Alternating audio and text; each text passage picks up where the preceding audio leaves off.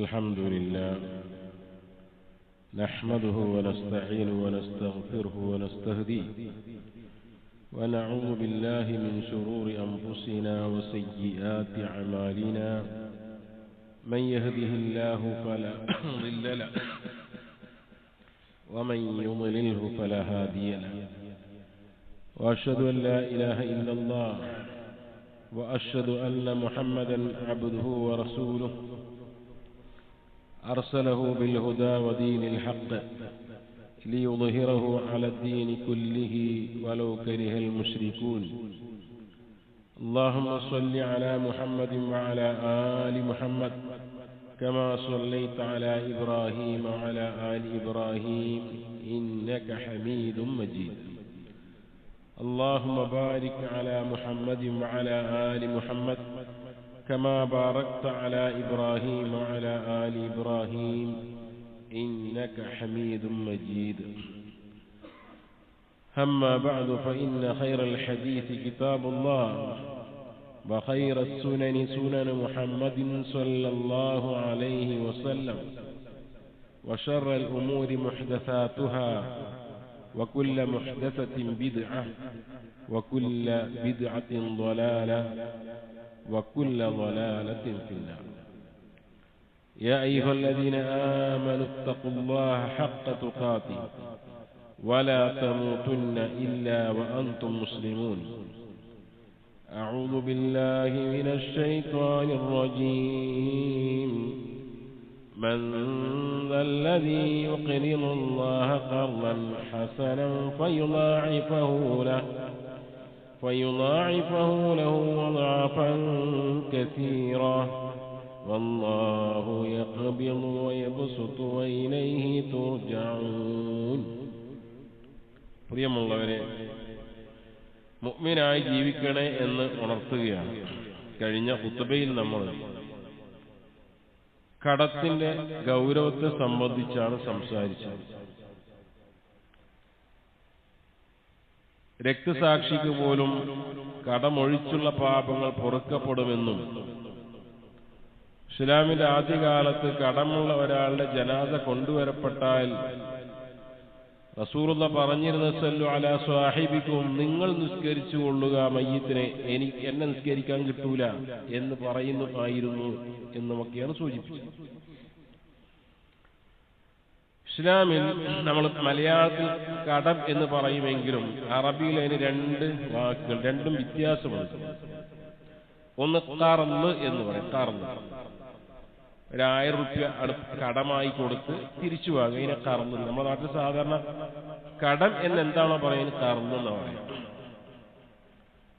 എന്നാൽ മറ്റൊന്ന് ദൈനാണ്. ദൈൻ, അതിന് നമ്മൾ മലയാളത്തിൽ കടം എന്നാണ് പറയാറുള്ളത്. പക്ഷെ ആ കടം എന്ന് പറയുമ്പോൾ പണം കൊടുത്തത് മാത്രമല്ല, ഒരാളെ കൂലി കിട്ടാണ്ട്, അപ്പൊ എനിക്ക് കടം തരാനുണ്ട് എന്നാണ് പറയുന്നത്. ദൈൻ എന്നാണ് പറയുന്നത്. ഒരു പെണ്ണിന് മഹർ കൊടുത്തിട്ടില്ല, അതവിടെ ദൈനാണ്. ഒരാളുടെ ആക്സിഡന്റ് മറ്റൊരാൾ ഉണ്ടാക്കി എങ്കിൽ അതിന് നഷ്ടപരിഹാരം ദൈനാണ്. അങ്ങനെ കുറെ ദൈനുകളുണ്ട്. ഇന്ന് കാര്യമായി നമ്മൾ അവിടെ മനസ്സിലാക്കുക, നമ്മൾ കടം എന്ന് എന്തിനാണോ പറയുന്നത് അതുമായി ബന്ധപ്പെട്ട ചില മതവിധികളാണ് നമ്മൾ വളരെ അത്യന്താപേക്ഷിതമായി അറിയേണ്ടത്. നമ്മുടെ ജീവിതത്തിലൊക്കെ നടക്കുന്ന കാര്യങ്ങളാണ്. കൂട്ടുകാർ തമ്മിൽ പരസ്പരം ബന്ധം നഷ്ടപ്പെടുന്നതൊക്കെ ഈ ഒരു കടത്തിന്റെ പേരിലാണ്. വിശുദ്ധ ഖുർആനിലെ ഏറ്റവും വലിയ സൂറത്ത് അൽ ബഖറ. വിശുദ്ധ ഖുർആനിലെ ഏറ്റവും വലിയ ആയത്ത് ഈ സൂറത്ത് അൽ ബഖറയിലെ 282-ാമത്തെ ആയത്ത്. ഒരു പേജ് മുഴുവൻ ഒരൊറ്റ ആയത്ത്, അങ്ങനെ വേറൊരു ആയത്തില്ല. എന്താ ഈ ആയത്തിൽ പ്രതിപാദ്യ വിഷയം? അല്ല, ഈ ആയത്തിനൊരു പേരുണ്ട്. ഈ ആയത്തിന്റെ പേര് ആയത്തു ദൈൻ. ദൈനുമായി, കടവുമായി ബന്ധപ്പെട്ട് പറയുന്ന വിഷയമാണ് ഇതിനുള്ളത്. ആ ഒരു പേജുള്ള ആയത്ത് ഓതി അർത്ഥം പറഞ്ഞ് വിശദീകരിക്കാൻ ഏതായിരുന്നാലും ഒരു ഖുത്ബയിൽ സമയം നമുക്ക് കിട്ടുകയില്ല. എന്നാൽ അതിൽ വന്ന പോയിന്റുകൾ ഓരോന്നോരോന്നായി മനസ്സിലാക്കി അത് എന്റെയും നിങ്ങളുടെയും ജീവിതത്തിൽ എത്രമാത്രം നമ്മൾ പ്രാവർത്തികമാക്കാറുണ്ട് എന്ന് നോക്കുന്നു. അവിടെ ആദ്യം വിളിക്കുന്നത് യാ അയ്യുഹല്ലദീന ആമനു എന്നാണ്. ഓ മനുഷ്യരേ എന്നല്ല, ഓ മുസ്ലിമീങ്ങളെ എന്നുമല്ല, മറിച്ച് ഒന്നുകൂടെ ഗ്രേഡ് കൂടിയ ആളുകൾ യാ അയ്യുഹല്ലദീന ആമനു, ഏ മുഅ്മിനീങ്ങളെ. അബ്ദുല്ലാഹി ബിൻ മസ്ഊദ് റളിയല്ലാഹു അൻഹു പറയാറുണ്ട്, വിശുദ്ധ ഖുർആനിൽ എവിടെയെങ്കിലും യാ അയ്യുഹല്ലദീന ആമനു എന്ന് വന്നാൽ തൊട്ട് ശേഷം ഒന്നെങ്കിൽ ഒരു കാര്യം ചെയ്യണം അല്ലെങ്കിൽ ഒരു കാര്യം ചെയ്യരുത്, രണ്ടാലൊന്നായിരിക്കും. അപ്പൊ വിശ്വാസികളെ വിളിച്ച് നിങ്ങളെ ജീവിതത്തിൽ ഈ പറയാൻ പോകുന്ന സംഗതികളൊക്കെ ഉണ്ടാകണം എന്ന് ആണ് ആദ്യമായി തുടങ്ങുന്നത്. എന്നിട്ട് പറയുന്നത് എന്താ? യാ അയ്യുഹല്ലദീന ഇദാ തദായൻതും ബിദൈനി, നിങ്ങൾ ഒരു നിശ്ചിത അവധിക്ക് പണം കൊടുക്കുകയാണെങ്കിൽ, നിങ്ങൾക്ക് ദൈൻ ഉണ്ട് എങ്കിൽ അത് നിങ്ങൾ ഫക്തുബൂഹു, എഴുതി രേഖപ്പെടുത്തണമെന്നാണ്. അപ്പൊ ഇന്നൊരു കാര്യം മനസ്സിലായി, എന്ത്? ഇസ്ലാമിൽ മശ്റൂ, മതപരമായി നിയമമുള്ളതാണ് പണം കടം കൊടുക്കൽ. കഴിഞ്ഞ ഖുത്ബയിൽ സൂചിപ്പിച്ചു, ഒരാൾ 2 തവണ പണം കടം കൊടുത്തു കഴിഞ്ഞാൽ ഒരു തവണ അയാള് സദഖ ചെയ്തതുപോലെ വലിയ പുണ്യമാണ്. മതത്തിൽ മശ്റൂ, മതപരമായി നിയമമാണ് പണം കടം കൊടുക്കുക എന്നത്. അവധി വെച്ചുകൊണ്ടുള്ള ഇടപാടാണ് എങ്കിൽ അത് നമ്മുടെ കടമാകാം. നീ അടക്കാത്തോട്ടം വിറ്റു, അടക്ക വിറ്റു, പൈസ പിന്നെത്തരാന്ന് പറഞ്ഞു, ഒക്കെ ഇടപാടാണ്, ദൈനാണ്. അതൊക്കെ എഴുതി വെക്കണം. പണം കടം കൊടുത്തോ എഴുതി വെക്കണം. അത് അള്ളാഹ് പറയാണ്. എന്തിന്? നമ്മളെ നന്മക്ക് വേണ്ടി, ഞാനും മറ്റൊരാളും തമ്മിലുള്ള ബന്ധം തകരാറാകാതിരിക്കാൻ വേണ്ടിയിട്ട്. ഫക്തുബൂഹു യാ അയ്യുഹല്ലദീന ആമനു ഇദാ തദായൻതും ബിദൈനി ഇലാ അജലിൻ മുസമ്മ ഫക്തുബൂഹു. അവിടെ ഒരു അംറിന്റെ സീഗ, നിർബന്ധമാണ് എന്ന രൂപത്തിലാണെങ്കിലും ഭൂരിപക്ഷ പണ്ഡിതന്മാരും പറഞ്ഞ് ഒരു വാജിബല്ല, പക്ഷേ മുസ്തഹബ്, വളരെ അത്യാവശ്യമാണ്, വളരെ നല്ലതാണ് എന്നാണ്. അപ്പൊ ഒന്നാമത്തെ എന്താണ്? പണം കടം കൊടുത്താൽ എഴുതണം. വല്ല ഹക്കുകളും കിട്ടാനുണ്ടെങ്കിൽ എഴുതണം. വസിയത്ത് വരെ എഴുതണമെന്നാണല്ലോ. രണ്ടാമത്തെ നിയമം തരുമോ? നീതിമാനായ എഴുത്തുകാരൻ അതിന് വേണം എന്നാണ്. ഇത് പറയുമ്പോൾ അന്നത്തെ കാലത്ത് എഴുത്തുകാർ വളരെ കുറവായിരുന്നു. ഞാൻ കടം കൊടുത്തിട്ട് എനിക്ക് തോന്നിയ പോലെ കൂട്ടിയും കുറച്ച് എഴുതലല്ല, അതിന് നീതിമാനായ ഒരു എഴുത്തുകാരൻ വേണമെന്നല്ല പറഞ്ഞു. പിന്നെയോ നീതിമാനായ എഴുത്തുകാരൻ വേണം. എന്നിട്ട് എഴുത്തുകാരനോട് പറയണം, നിന്നെ ഈ ഒരു വിഷയത്തിൽ നിനക്കതിൽ പ്രത്യേകിച്ച് ഫായിദൊന്നുമില്ല, ഇവന് കടം കൊടുക്കുന്നു, നീ ഒരു മൂന്നാം കക്ഷി, നിന്റെ ജോലി എന്താ? അവിടെ എഴുതുക. അങ്ങനെ വിളിച്ചു കഴിഞ്ഞാൽ എന്താ ഇന്നെ കൊണ്ട് കഴിയില്ല, ഞങ്ങളെ വിഷയത്തിൽ ഇടപെടുന്നില്ല എന്ന് പറഞ്ഞ് വിസമ്മതം കാണിക്കരുതെന്നാണ് എഴുത്തുകാരോട് പറയുന്നത്. പിന്നെയോ വാചകം പറഞ്ഞു കൊടുക്കേണ്ടത് ആരാണ്? ആരുടെ മേലാണോ കടബാധ്യതയുള്ളത്. ഞാനാണ് ഒരാളിൽ നിന്ന് ഒരു 5000 രൂപ കടം വാങ്ങുന്നെങ്കിൽ ഞാൻ പറഞ്ഞു കൊടുക്കണം എന്നാണ്. കടബാധ്യതയുള്ളവനാണ് എന്താണ് എഴുതേണ്ടത് എന്ന് പറഞ്ഞു കൊടുക്കേണ്ടത്. അപ്പൊ എങ്ങനെ എഴുതണം? കടം കൊടുത്ത ആളുടെ പേര്, കടം വാങ്ങിയ ആളുടെ പേര്, എത്രയാണ് വാങ്ങിയത്, ഏത് ഡേറ്റിനാണ് വാങ്ങിയത്, എന്നാണ് തിരിച്ചടക്കുക, ഇനി തിരിച്ചടക്കുമ്പോൾ തിരിച്ചടച്ച ഡേറ്റ്, സാക്ഷികളുണ്ടെങ്കിൽ വേണം സാക്ഷികൾ, അത്രയും ഡീറ്റെയിൽസ്. ആലോചിക്കും നിങ്ങൾ, നമ്മളെ സമ്പത്ത് ശുദ്ധീകരിക്കാൻ വേണ്ടി, നമ്മൾ തമ്മിലുള്ള ബന്ധങ്ങൾ വിച്ഛേദിക്കാതിരിക്കാൻ വേണ്ടി പറയുന്ന കാര്യങ്ങളാണ് ഇതൊക്കെ. അപ്പോ എന്നിട്ടും പറയണം, ഈ പറഞ്ഞു കൊടുക്കുമ്പോ അള്ളാനെ സൂക്ഷിക്കണം കേട്ടോ. ഓരോ പക്ഷേ എഴുതിയത് ചിലപ്പോൾ വായിച്ചു നോക്കാൻ അറിഞ്ഞോളുന്നില്ല, അപ്പൊ എന്താ കുറച്ച് എഴുതുക. അങ്ങനെ ഒരു തരികിട പരിപാടി എന്താ അള്ളാനെ സൂക്ഷിക്കണം. കടം വാങ്ങിയാള് എഴുത്തുകാരനോട് എഴുതാൻ പറയുമ്പോൾ അള്ളാനെ സൂക്ഷിക്കണം. ഒന്നും കുറച്ച് പറയാൻ പാടില്ല എന്ന്. ഇനി ഒരു പക്ഷേ ദൈൻ ദുർബലരായ ആളുകളായിരിക്കും, പറഞ്ഞു കൊടുക്കാൻ കഴിയാത്ത ഊമകളായ ആളുകളായിരിക്കും. അങ്ങനെ ദുർബലരായ ആളുകളുടെ നേരത്ത് കടം ഉണ്ടാവും. കടം എന്ന് പറഞ്ഞാൽ ഞാൻ സൂചിപ്പിച്ചു, പൈസ കടം കൊടുക്കൽ മാത്രമല്ല, ഹക്കുകൾ ഉണ്ടാവും. ഒരാളുടെ വാഹനം അങ്ങോട്ട് വന്ന് ഇടിച്ചു, ശാരീരികമായി ചികിത്സക്കുള്ള ബാധ്യതയൊക്കെ ഇതിൽപ്പെടും. അപ്പൊ അത് ഒരു ദുർബലനായ ദഈഫായ ഒരാളാണ് എങ്കിൽ അപ്പൊ അയാളുടെ വരിയെ ആരാണോ ഇയാളെ സംരക്ഷിക്കുന്നത് അയാളാണ് പറഞ്ഞു കൊടുക്കേണ്ടത്. എല്ലാ വിത്തും പേരും ഒക്കെ എടുക്കുന്നുണ്ട് ഈ ആയത്തിൽ, എല്ലാ വിഷയം പറയുന്നു. ഇനി സാക്ഷികൾ വേണമെന്ന് പറഞ്ഞു. അതാരാ? 2 പുരുഷന്മാർ സാക്ഷികൾ വേണം. പണം കൊടുക്കുമ്പോൾ എഴുതി വെക്കാൻ. എന്നിട്ട് പറയാം, ഇനിയിപ്പോ സാക്ഷികളായുള്ള അവർക്ക് ക്വാളിഫിക്കേഷൻ ഉണ്ട്, അങ്ങനത്തെ സാക്ഷികളാണ്. നിസ്കരിക്കാത്ത പോലെ സാക്ഷിക്ക് പറ്റൂല. ഇനി 2 സാക്ഷികളില്ല, ഒരു പുരുഷനേ ഉള്ളൂ എങ്കിൽ ഒരു പുരുഷന് പകരം 2 സ്ത്രീകളെ സാക്ഷികളാക്കാവുന്നതാണ്. എന്നിട്ട് സാക്ഷികളോട് പറയാം, കണ്ടോ ഈ ഇടപാട് നിങ്ങൾ സാക്ഷികളല്ലേ, നിങ്ങളോട് ചോദിക്കും കേട്ടോ കോടതിയിൽ ഒരു വിഷയം ഉണ്ടാകുമ്പോ, അപ്പൊ നിങ്ങൾ ഇതിന് സാക്ഷികളാകണം എന്ന് പറഞ്ഞാൽ സാക്ഷികൾ അവര് കോടതിയിൽ വരേണ്ട ഒരു രംഗമുണ്ടെങ്കിൽ ഞങ്ങൾ വരില്ല, ഞങ്ങൾ അറിഞ്ഞിട്ടില്ല എന്ന് പറഞ്ഞ് ഒഴിഞ്ഞു മാറാൻ പാടില്ല എന്നാണ്. ഇനി എത്ര വലിയ സംഖ്യക്കാണ് ഇങ്ങനെയൊക്കെ എഴുതി വെക്കേണ്ടത്? അവിടെ ഖുർആൻ പറഞ്ഞു, വലാ തസ്അമു അൻ തക്തുബൂഹു സഗീറൻ ഔ കബീറ, ചെറുതാകട്ടെ വലുതാകട്ടെ, സംഖ്യ എത്രയെന്നില്ല, അവധി വെച്ചുകൊണ്ടാണെങ്കിൽ, ഒരു ഡേറ്റ് വെച്ചുള്ള ഇടപാടാണ്, കടമാണ്, ബാധ്യതയാണെങ്കിൽ, ചെറിയ സംഖ്യയാണെങ്കിലും വലിയ സംഖ്യയാണെങ്കിലും ഇതേപോലെ എഴുതി വെക്കേണ്ടതുണ്ട് എന്നാണ്. പിന്നെ ഫുഖഹാക്കളുടെ ചർച്ച ഉണ്ട്. എന്താണ്? ഒരാളെ സാക്ഷിയുള്ളൂ, രണ്ടാമതാൾ സാക്ഷിയില്ല, അപ്പൊ എന്താ ചെയ്യേണ്ടത്? അതുവരെ ഫുഖഹാക്കൾ ചർച്ച ചെയ്ത്. ഇതൊക്കെ എന്തിനാണെന്നറിയോ? മനുഷ്യന്റെ പണം സുരക്ഷിതമായിരിക്കാൻ വേണ്ടി ഇസ്ലാം ആഗ്രഹിക്കുന്നു.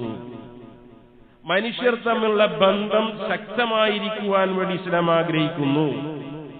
മനുഷ്യർ തമ്മിലുള്ള മനസ്സുകൾക്കിടയിൽ അകൽച്ചയും വെറുപ്പും തെറ്റിദ്ധാരണയും ഇല്ലാതിരിക്കാൻ വേണ്ടി ഇസ്ലാം ആഗ്രഹിക്കുന്നു. ഇസ്ലാം എന്ന് പറയുന്ന വ്യവസ്ഥയുള്ള ചിട്ടയുള്ള മതമാണ് എന്നറിയാൻ വേണ്ടി. അതേപോലെ ഇങ്ങനെയൊക്കെ ഉണ്ട്. ഇതൊക്കെ ഈ ഒരു ആയത്ത് നമ്മൾ മനസ്സിലാക്കി. ഇനി ചില കർമ്മ വിഷയങ്ങൾ നോക്കുക. ഇനി ഒരാൾക്ക് നമ്മൾ കടം കൊടുത്തു, ഓൻ തരൂ ഇല്ലേന്ന് ഉറപ്പില്ല. അപ്പൊ പിന്നെ എന്ത് ചെയ്യും? എനിക്കെന്നെ വിശ്വാസമല്ല, ഞാൻ പൈസക്ക് എന്റെ കയ്യിലുണ്ട് എന്ന് പറയാം. അല്ല, അവിടെയാണ് ഇസ്ലാമിൽ ഒരു പരിഹാരം, റഹ്ന്, പണയം എന്ന് പറയും. ഞാൻ ഈ പണയം എന്ന് പറയുമ്പോ തന്നെ നിങ്ങളുടെ മനസ്സിൽ നമ്മളെ ബാങ്കിലത്തെ പണയാണ് ഓർമ്മ വരിക. അത് ഇസ്ലാമിൽ യാതൊരു ബന്ധമില്ല. ഇസ്ലാമിലെ റഹ്ൻ എന്ന് പറഞ്ഞാൽ, ഒരാൾക്ക് എന്നോടൊരാൾ 10,000 രൂപ കടം ചോദിച്ചു. ഞാൻ പറഞ്ഞു കടം തരാം, പക്ഷേ 10,000 രൂപക്കുള്ളൊരു വസ്തു എന്റെ ഈടായി തരണം. പഴയ കാലത്ത് ചെമ്പ് പാത്രം, ഓട്ടുപാത്രം ഒക്കെ പഴയ കാലത്ത് കൊടുത്തിരുന്നു. പഴയ കാലത്തൊക്കെ എന്നാൽ നിലവിലില്ല. ഇതൊക്കെ നേരെ പണയം, പലിശ പണയാണല്ലോ. അപ്പൊ അയാൾ പറഞ്ഞു എന്റെ മൊബൈൽ 10,000 റുപ്യന്റെ വില ഉണ്ട്. അപ്പോ ഞാനൊരു ഡേറ്റ് പറഞ്ഞു, അയാൾ സമ്മതിച്ചു. ആ ഡേറ്റിന് അയാൾ തിരിച്ചു തരണം. ഇല്ലെങ്കിലോ ഈ മൊബൈൽ വിറ്റ് എന്റെ 10,000 ഞാൻ എടുത്ത് ബാക്കി ആൾക്ക് തിരിച്ചു. അതാണ് ഇസ്ലാമിലെ പണയം. ഈ പണയം വെക്കുമ്പോൾ ശ്രദ്ധിക്കേണ്ടത്, പണയം വെക്കുമ്പോൾ ഞാൻ പറഞ്ഞ നാട്ടിൽ നടക്കുന്ന പണയം എന്ന് പറഞ്ഞാൽ എന്താണ്? എന്തെങ്കിലും ഒരു ഇടങ്ങേറുണ്ട് തോന്നുകയാണെങ്കിൽ പേരന്റെ ആധാരം, ഭാര്യന്റെ സ്വർണം, ഇതൊക്കെ ബാങ്കിലാണ് കൊണ്ടുപോയി എടുത്തിട്ട് കുശാലായി സുഖമായിട്ട് കഴിഞ്ഞു. അത് ഇസ്ലാമായിട്ട് യാതൊരു ബന്ധവും പലിശയാണ്. ഈ പണയ വസ്തു ഉപയോഗിക്കാൻ പാടില്ല. ഞാൻ അയാൾക്ക് 16 രൂപ അയാൾ മൊബൈലൊന്നും, പണം കടം കൊടുത്താണ്. ഈ മൊബൈൽ, ഈ പണയ വസ്തു ഞാൻ എന്ത് ചെയ്യുന്നറിയോ? സാധാരണ ഒരു മൊബൈൽ എവിടെയാണ് സൂക്ഷിക്കാറ് അവിടെ സൂക്ഷിക്കണം. ഞാൻ എന്റെ വീട്ടിൽ ഭദ്രമായി ഒരു കള്ളനും കൊണ്ടുപോകാത്ത രൂപത്തിൽ സൂക്ഷിക്കണം. അത് പണം കടം കൊടുത്ത പണയ വസ്തു സ്വീകരിച്ച ആളുടെ ബാധ്യതയാണ്. ഞാൻ അതിലൊന്നും ശ്രദ്ധിച്ചില്ല, ആ വരാന്തി കൊണ്ടുപോയിട്ട് ഏതോ കള്ളം കൊണ്ടുപോയി എങ്കിൽ ആ പൈസ തിരിച്ചു കൊടുക്കൽ എന്റെ ബാധ്യതയാണ്. നേരെ മറിച്ച് വളരെ ഭദ്രമായി പൂട്ടി കള്ളം കട്ടുകൊണ്ടുപോയി വീട് തീ പിടിച്ചു എങ്കിൽ ഞാൻ കൊടുക്കേണ്ടതില്ല. അപ്പൊ പണയ വസ്തു സ്വീകരിച്ച ഒരാള് അയാളുടെ അശ്രദ്ധ കൊണ്ട് പണയവസ്തു നഷ്ടപ്പെടുത്തി കഴിഞ്ഞാൽ അത് തിരിച്ചു കൊടുക്കണം. ഇനി സമയമാകുമ്പോ ഈ പണം തിരിച്ചു കൊടുക്കുകയും പണയവസ്തു തിരിച്ചെടുക്കുകയും ചെയ്യുക.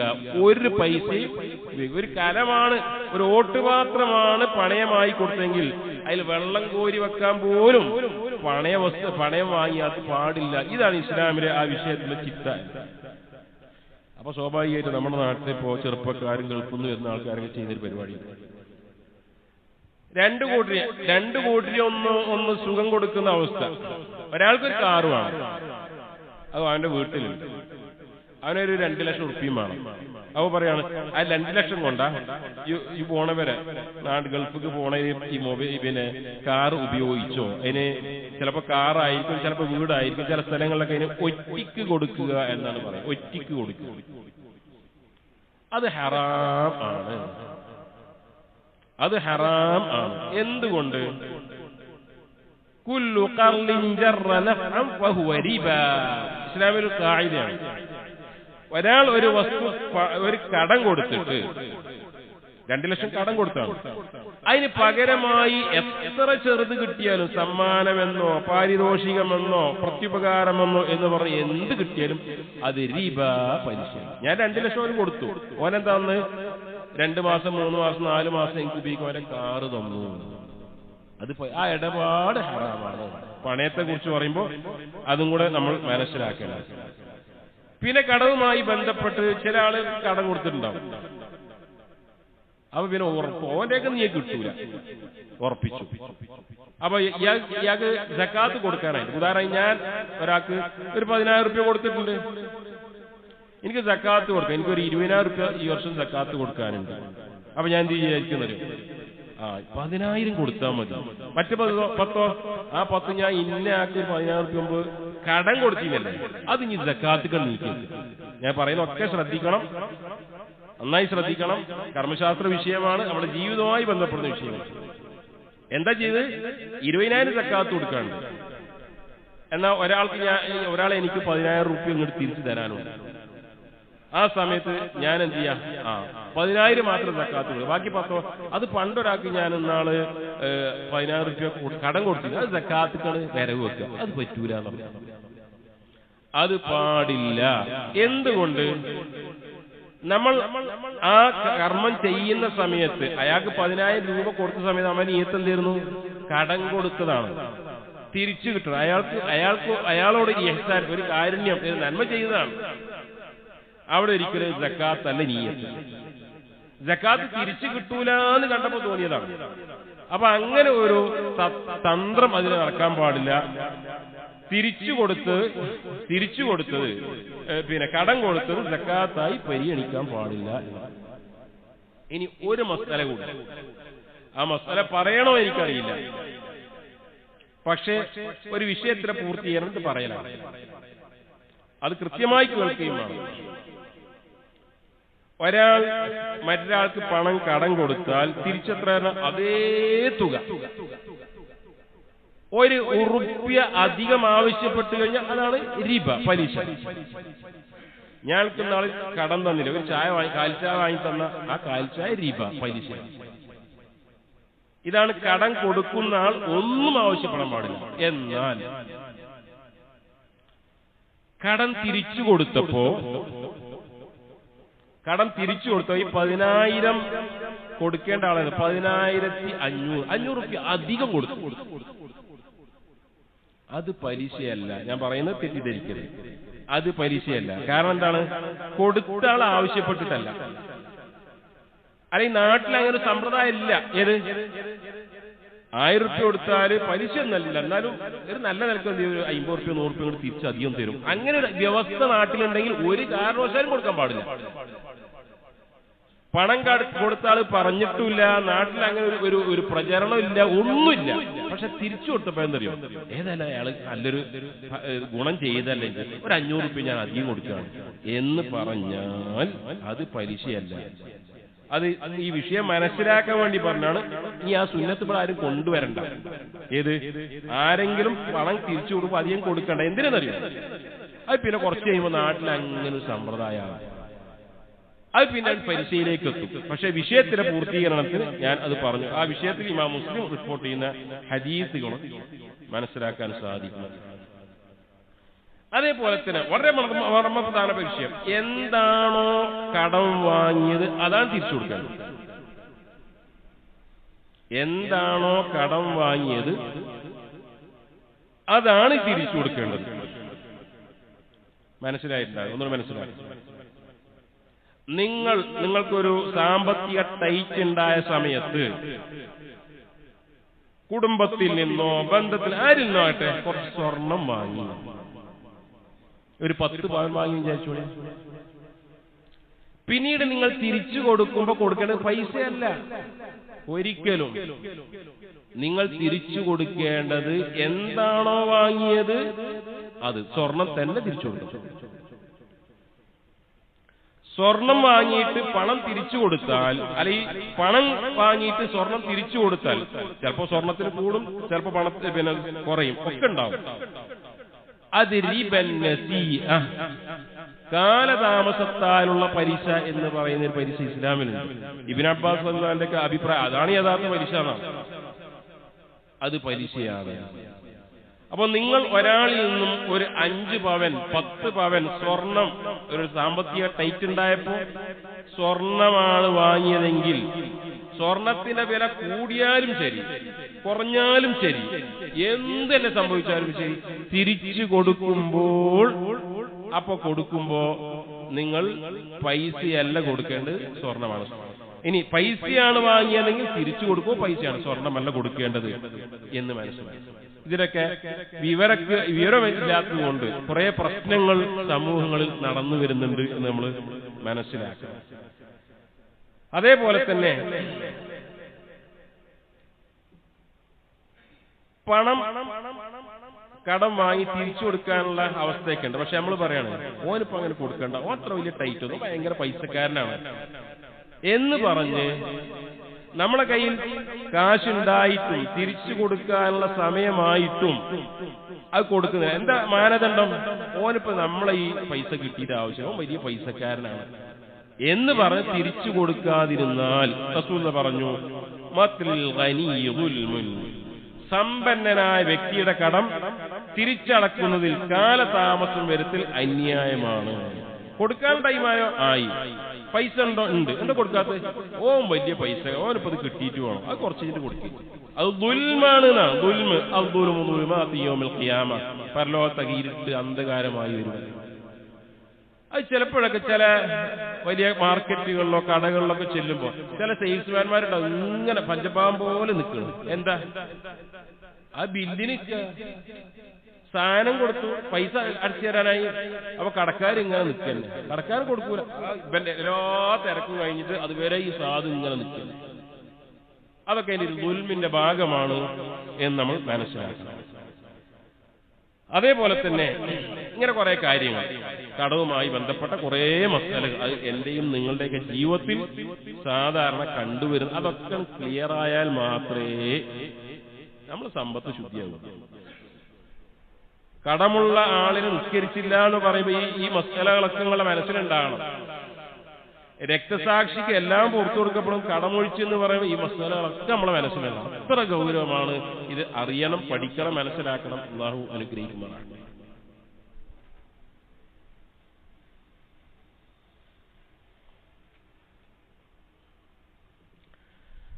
അൽഹംദുലില്ലാഹ് അസ്സലാത്തു വസ്സലാം അലാ റസൂലില്ലാഹ് وعلى آله وصحبه أجمعين أما بعد اتقوا الله عباد الله.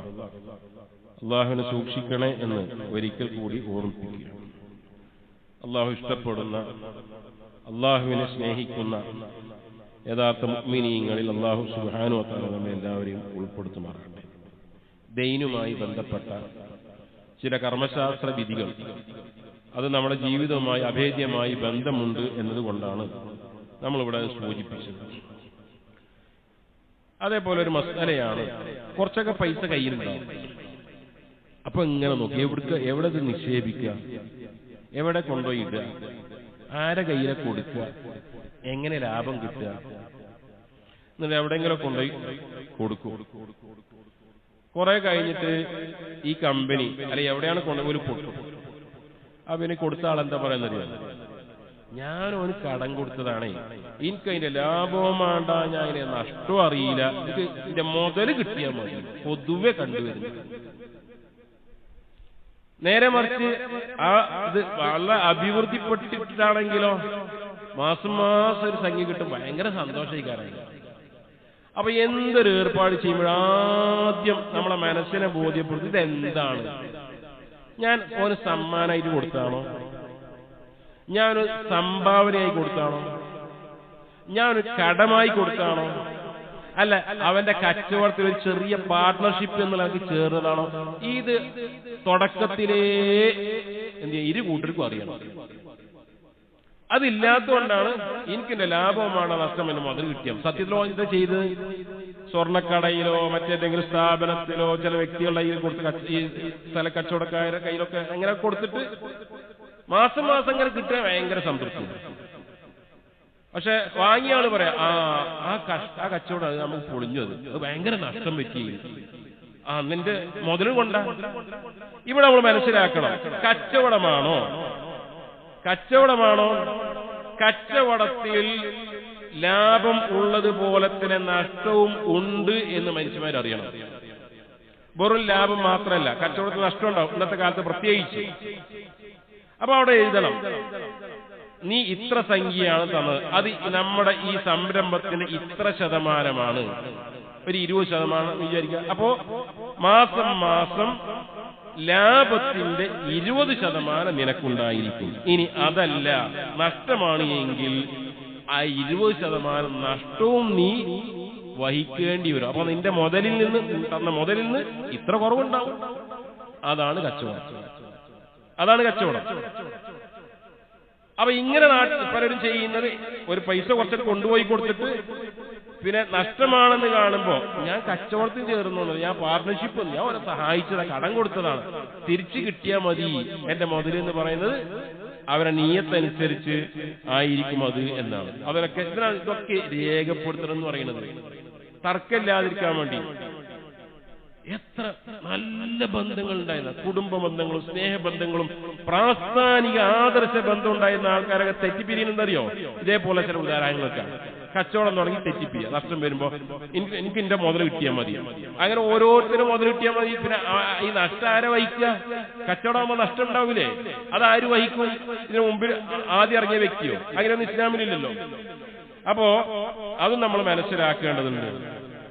അതേപോലെ തന്നെ ഡിമാൻഡ് വെക്കുക, പൈസക്ക് എത്ര. പിന്നെ എന്താണെന്നറിയോ, ഇനി മുതൽ സാധനമൊക്കെ എന്റെ പീടിന്ന് വാങ്ങണം, അത് രീതിയാണ്. ഞാൻ പറഞ്ഞല്ലോ, കടം കൊടുത്തിട്ട് അതിന്റെ പ്രത്യുപകാരമോ ഒരു കാനിച്ചായാണ് ചോദിക്കണമെങ്കിൽ അത് പലിശയാണ്. കുല്ലു ഖർളിൻ ജറ നഫ്അൻ ഫഹുവ റിബ. ഏതൊരു കടം കൊടുക്കലാകട്ടെ അതിന്റെ പ്രത്യുപകാരമായി എന്തെങ്കിലും ഒരു മൻഫഅത്ത്, ഒരു ഉപകാരം ലഭിക്കുവാൻ ആഗ്രഹിക്കുന്നുവെങ്കിൽ, ചോദിക്കുന്നുവെങ്കിൽ അത് പലിശയാണ്. പൈസയൊക്കെ കടം തരാം, പക്ഷെ എന്റെ കടയിൽ നിന്ന് ഇനി മുതൽ സാധനം വാങ്ങണം എന്ന് പറഞ്ഞ റിബയാണ്. ഈ പലിശനെ കുറിച്ച് പറഞ്ഞ റിബ എത്രയോ വാങ്ങും, 30-ലധികം ഇനങ്ങളുണ്ട്. അത് കടം എന്ന് പറഞ്ഞാൽ പല രൂപത്തിലെ കടങ്ങളുണ്ട്. അതേപോലെ തന്നെ കടം കൊടുത്ത ആളിന് സമ്മാനങ്ങൾ സ്വീകരിക്കാം, സമ്മാനങ്ങൾ ആഗ്രഹിക്കുക. ഞാൻ പണം കൊടുത്തതല്ലേ, കടം കൊടുത്തല്ലോ, വലിയൊരു സംഖ്യ കൊടുത്തതാണ്, ഇതുവരെ തന്നിട്ടില്ല, എന്നാലും ആ കല്യാണത്തിന് നിന്ന് വിളിച്ചുകൂടായിരുന്നോ, ആ തക്കാലത്തിന് നിന്ന് വിളിച്ചുകൂടായിരുന്നോ എന്ന് പറയാം, ആഗ്രഹിക്കുക. അല്ലെങ്കിൽ സമ്മാനം ആവശ്യപ്പെടുക. ഇതൊക്കെ തന്നെ കടവുമായിട്ട് യാതൊരു ബന്ധവുമില്ല, അത് പരീക്ഷയിലാണ് ഉൾപ്പെടുക. സഹോദരങ്ങളെ, ഇങ്ങനെ നമ്മുടെ സമ്പത്ത് ശുദ്ധമായി തീരാൻ വേണ്ടിയാണ് വിശുദ്ധ ഖുർആനിലെ ഏറ്റവും വലിയ സൂറത്തിലെ ഏറ്റവും വലിയ ആയത്തിൽ ഒട്ടനവധി വിധികൾ അല്ലാഹു സുബ്ഹാനഹു വ തആല നമ്മളെ അറിയിക്കുന്നത്. അതിലങ്ങനെ മുന്നോട്ട് പോവാണെങ്കിൽ ഒരു ബന്ധം തകരൂല, ഒരു സമ്പത്തിലും ഒരു അശുദ്ധി കലരുക. ആ രൂപത്തിൽ സമ്പത്തിനെ കാത്തു സൂക്ഷിക്കുവാനും ബന്ധങ്ങൾ തകരാറ് ആകാതിരിക്കുവാനും നാം ശ്രദ്ധിക്കുക. അല്ലാഹു സുബ്ഹാനഹു വ തആല അവന്റെ വിധി വിലക്കുകൾ മനസ്സിലാക്കി ജീവിക്കുന്ന യഥാർത്ഥ വിശ്വാസികളിൽ നാം എല്ലാവരും ഉൾപ്പെടുത്തി അനുഗ്രഹിക്കുമാറാണ്. രോഗികളായ ആളുകൾക്ക് അള്ളാഹു എത്രയും പെട്ടെന്ന് ശിഫാഉൻ ആജിൽ പ്രദാനം ചെയ്യുമാറാകട്ടെ. മരണപ്പെട്ടുപോയ വിശ്വാസികൾക്ക് അള്ളാഹു മഗ്ഫിറത്തും റഹ്മത്തും നൽകുമാറാകട്ടെ. നമ്മളെ കുടുംബങ്ങളെ ഇസ്ലാമികമായ അന്തരീക്ഷത്തിൽ വളർത്തുവാനുള്ള തൗഫീഖ് പ്രദാനം ചെയ്യുമാറാകട്ടെ. ഇസ്ലാമിനെതിൽ മുസ്ലിങ്ങൾക്കെതിരെ ലോകത്ത് ആരെല്ലാം എന്തെല്ലാം ആളുകൾ വാളെടുക്കുന്നു, ആ വാളിനാൽ അവർ തന്നെ നശിക്കുമാറാകട്ടെ. اللهم اغفر للمؤمنين والمؤمنات والمسلمين والمسلمات الأحياء منهم والأموات إنك مجيب الدعوات يا قاضي الحاجات. ربنا ظلمنا أنفسنا وإن لم تغفر لنا وترحمنا لنكونن من الخاسرين. ربنا ارحمهما كما ربونا صغارا. ربنا هب لنا من أزواجنا وذرياتنا قرة أعين واجعلنا للمتقين إماما. ربنا آتنا في الدنيا حسنة وفي الآخرة حسنة وقنا عذاب النار.